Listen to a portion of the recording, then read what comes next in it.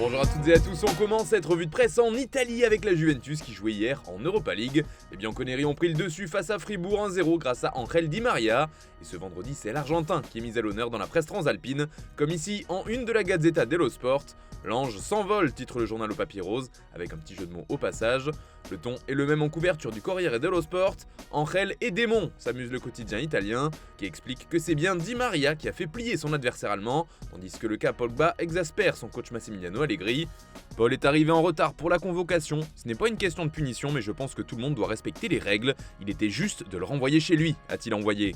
Pogba s'est donc bien fait remonter les bretelles, mais d'après la Gazzetta, ça pourrait même aller plus loin. En interne, son cas agacerait fortement les dirigeants et son avenir serait menacé. Si sa situation n'évolue pas d'ici à l'été, le club pourrait chercher à s'en séparer. Enfin, c'est encore l'ancien joueur du PSG qui est en une de Tutto Sport.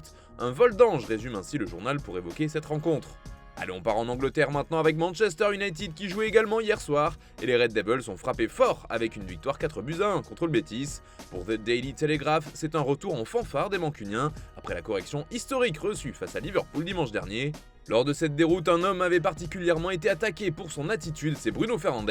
Et bien, ce vendredi, c'est lui qui est mis à l'honneur dans les tabloïds. Il faut dire qu'il a été très décisif avec un but marqué et une passe décisive offerte. On le retrouve ainsi en une des pages sport du Daily Star ou encore du Manchester Evening News. Même chose avec le Daily Express, à noter que le quotidien anglais nous rapporte aussi le résultat d'Arsenal qui n'a pas réussi à prendre le dessus face au Sporting. Résultat, un match nul de partout, ce qui fait d'ailleurs beaucoup de bruit au Portugal avec par exemple la couverture de Record ou encore du journal Abola, pour qui désormais rien n'est impossible en vue d'une qualification. Revenons à nos moutons du côté de l'Angleterre avec The Sun qui revient aussi sur ces deux rencontres européennes, mais ce qui nous intéresse ici ce sont plutôt les informations concernant le club de Tottenham. Rien ne va plus chez les Spurs qui cherchent visiblement un nouveau coach à l'issue de la saison, car le contrat d'Antonio Conte touchera à sa fin et il ne sera pas renouvelé a priori. Et si on en croit le tabloïd, l'un des candidats favoris pour prendre la suite est tout simplement Thomas Tuchel.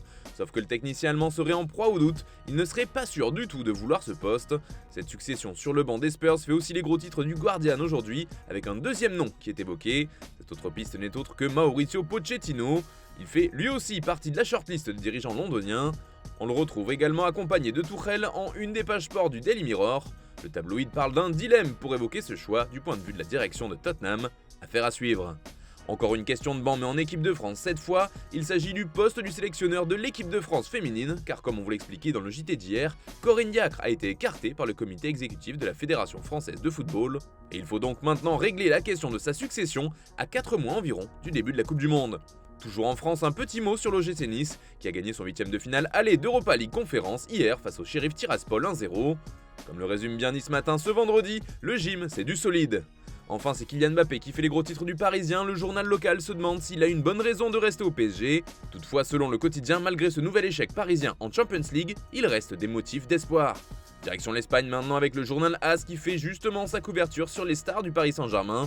Pour le quotidien, ces joueurs sont dans une cage dorée, car depuis que les Qataris sont à la tête du club, 1,48 milliard d'euros ont été dépensés en transfert. Une somme record puisque c'est le club qui est le plus investi sur cette période dans le monde, juste derrière Chelsea. Mais les Blues, rappelle AS, ont réussi à gagner le trophée de la Ligue des Champions.